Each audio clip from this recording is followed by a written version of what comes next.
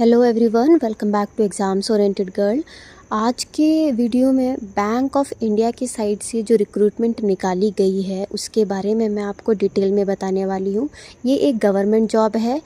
Government job इसलिए क्योंकि bank ही government है, ठीक है। तो ये गवर्नमेंट ओन्ड बैंक है।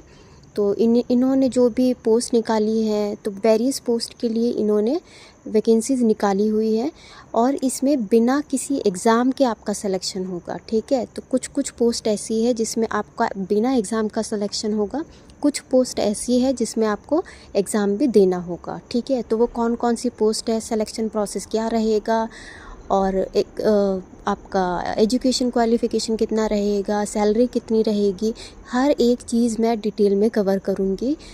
काफ़ी शॉर्ट वीडियो होने वाला है, ऐसे लंबा वीडियो नहीं रहेगा। तो मैं आपसे रिक्वेस्ट करूँगी कि आप बिना स्किप किए ये वीडियो देखिएगा, क्योंकि ऑलरेडी छोटा वीडियो है। स्किप करेंगे तो हो सकता है इम्पॉर्टेंट पॉइंट भी आपसे स्किप हो जाए, ठीक है। तो बिना स्किप किए आपने वीडियो देखना है और एंड तक मेरे साथ जुड़े रहना है। और एक और चीज़, अगर आप मेरे चैनल पे नए हैं, पहली बार मेरा वीडियो देख रहे हैं, तो मेरे चैनल को सब्सक्राइब कर ले।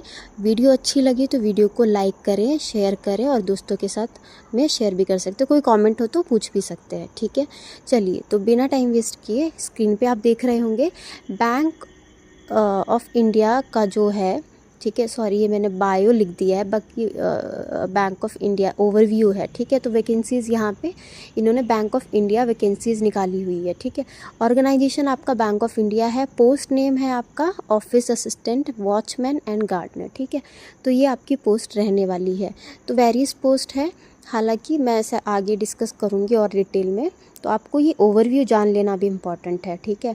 अप्लाई मोड आप इसको ऑफलाइन अप्लाई करिएगा।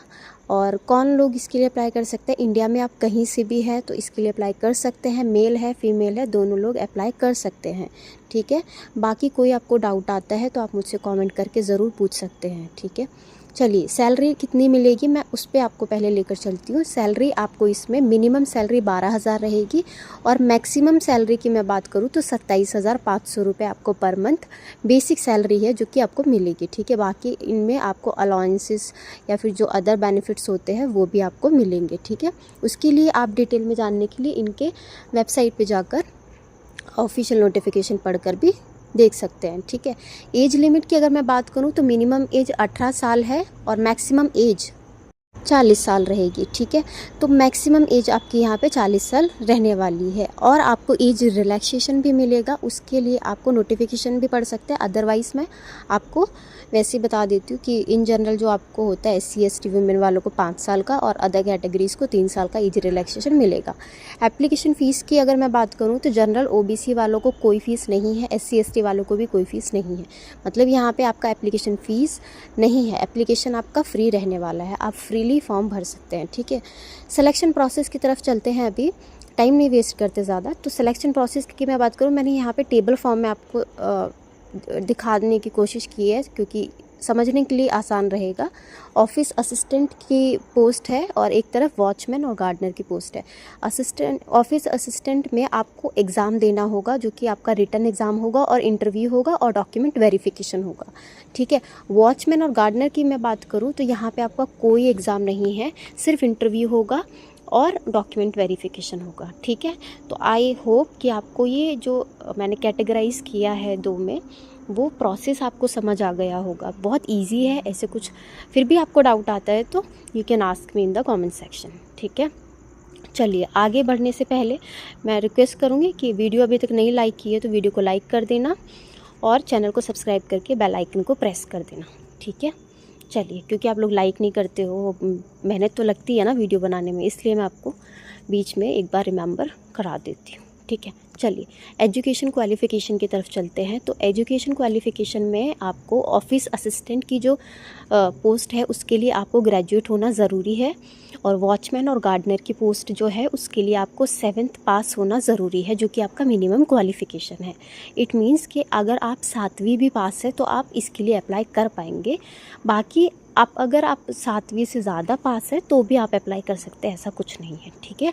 सो इम्पॉर्टेंट डॉक्यूमेंट्स की तरफ चलते हैं। इम्पॉर्टेंट डॉक्यूमेंट्स में कौन कौन से डॉक्यूमेंट रहेंगे जो कि आपको डॉक्यूमेंट वेरिफिकेशन के टाइम पे लगते हैं, तो वो है आपका passport size photograph, signature, Aadhaar card, education certificate, caste certificate and आपका एज प्रूफ। एज प्रूफ में आप अपना बर्थ सर्टिफिकेट या फिर कोई अदर ID भी दिखा सकते हैं, ठीक है।